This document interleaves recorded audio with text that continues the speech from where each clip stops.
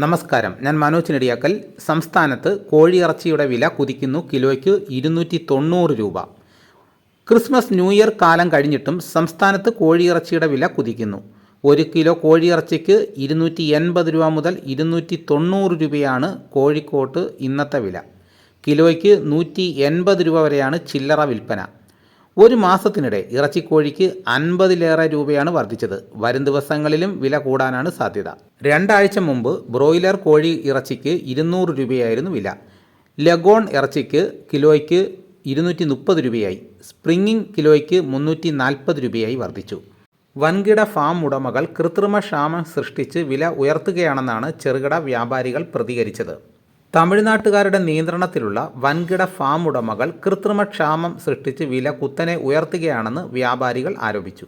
വിലക്കയറ്റം വ്യാപാരികളെ പ്രതിസന്ധിയിലാക്കിയിരിക്കുകയാണെന്നും സർക്കാർ ഇടപെടൽ നടത്തിയില്ലെങ്കിൽ കടയടപ്പ് സമരമടക്കമുള്ള സമരത്തിലേക്ക് കടക്കുമെന്ന് ചിക്കൻ വ്യാപാരി സമിതി ഭാരവാഹി അറിയിച്ചു.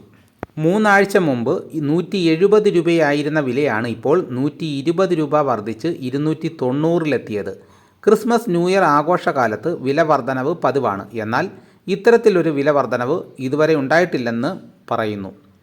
കോഴിമുട്ടയ്ക്കും വില കുതിക്കുകയാണ്. ഉത്തരേന്ത്യയിലും ഗൾഫ് രാജ്യങ്ങളിലും കോഴിമുട്ടയ്ക്ക് ഡിമാൻഡ് കൂടിയതോടെയാണ് കേരളത്തിലും കോഴിമുട്ടയ്ക്ക് വില കുതിക്കുന്നത്.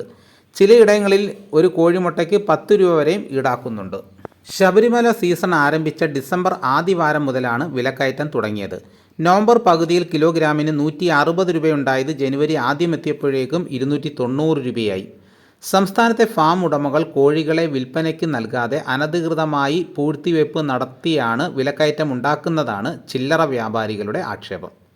സിവിൽ സപ്ലൈസ് വകുപ്പും അതത് ജില്ലാ ഭരണകൂടങ്ങളും വില നിയന്ത്രണത്തിൽ ഇടപെട്ടില്ലെങ്കിൽ കടയടപ്പ് സമരത്തിലേക്ക് നീങ്ങാനൊരുങ്ങുകയാണ് കച്ചവടക്കാർ.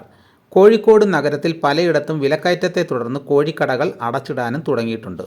ലഗോൺ കോഴിയിറച്ചി വിലയിൽ കാര്യമായ വ്യത്യാസമില്ല. ലഗോൺ കോഴികൾക്ക് മലബാറിലാണ് ആവശ്യക്കാരേറെയുള്ളത്.